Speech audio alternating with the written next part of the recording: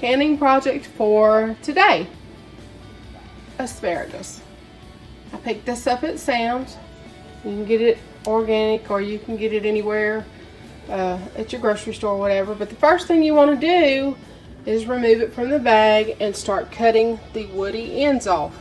Now I have dogs, so I'm saving those woody ends. They like them for little treats. They do love it. They like the whole spear, but I'm just going to give them the woody ends. The next thing you're going to do is wash them thoroughly and let them strain and drain. So I've got the first bag washed, draining, and got the woody ends cut off. So the next thing I'm going to do is cut them to fit my jars. Now, I think quart jars would be too much for me because I'm the only one in the family that likes asparagus. So I don't have any 1.5 pint jars, so I'm going to use pint jars and I'm going to cut them short. Earlier today I was canning some pineapple, water bath canning it, and so I decided not to waste the water but to use it to sterilize these jars for my asparagus. Now that is a quart when I did a couple quart size ones, because I got thinking about it after I said that it would probably be too much for me. There's actually a couple recipes that I could make in bulk and freeze. They have a cream in them, so I can't can them later, but I can have a large amount in a few jars, and the rest of them I'll do the pints. But I didn't want to waste all that water that I had used for the pineapples, so I used it to sterilize the jars, and I'm going to use it again.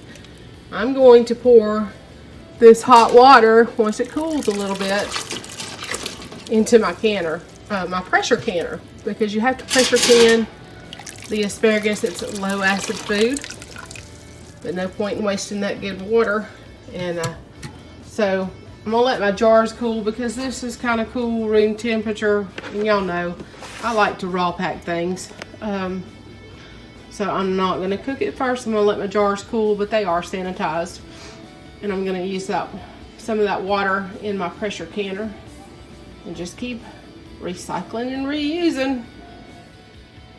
The way I'm doing this is I'm just setting my asparagus in there and kind of getting to my 1-inch headspace, marking it with my finger, then cutting the asparagus to fit the jar. We're going to be laying it on its side to fill the jar so that everything lays down real neat. We'll put our spear ends to the top. And if I have to adjust and cut a little bit more, I will. But you get the gist of it. You're laying it in here and you're filling your jar. And I do see this one's a little bit long, so I'll trim off the ends. But you use the end pieces that you cut off in there, just use them as a filler. This is how your jar is going to look when you have it packed, and you pack it pretty full, as tight as you can get it. And I have some extra spaces, and those little cut off ends, I just put them down in there so they're not wasted.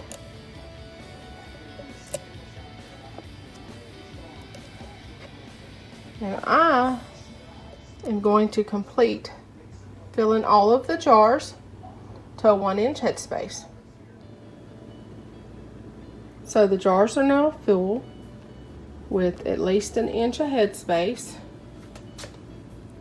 I need to adjust things a little bit. Mash down, whatever you need to do. But you do not have to do this step. This is just my preference. I'm going to add my pink salt. 1/4 teaspoon for pints, 1/2 teaspoon for quarts. Then I'm going to add filtered water and debubble.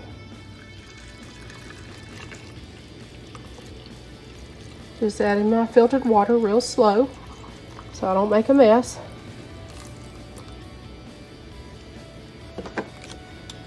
Then I'm going to grab my debubbler and work it down in there. Get those extra bubbles out. And I'm going to take my vinegar paper towel and wipe that rim super well.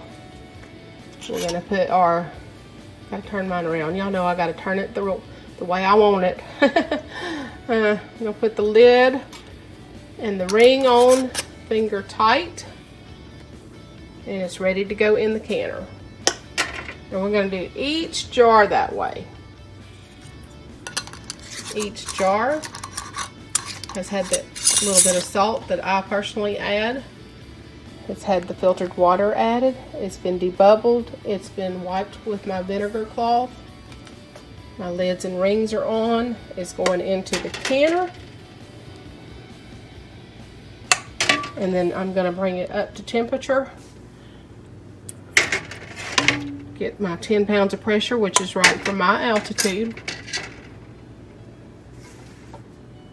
And then I will let it vent for 10 full minutes. And then set my timer for my allotted time. Check your ball canning book for your amount of pressure, for your altitude, and your amount of canning time for your location. This is the canning guide that I choose to use. The blue book or the USDA food and nutrition book is fine. And on page 386 of this book is my instructions of how long to can for my region.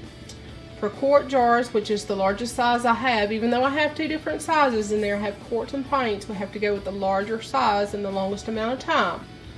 So for my location, it's going to be 10 pounds of pressure for 40 minutes. Alright, it's now venting. It's been almost 10 minutes. Once it finishes the 10 minutes, we'll put the jiggler on and let it get to rocking and set our time. And I'll show you the end product.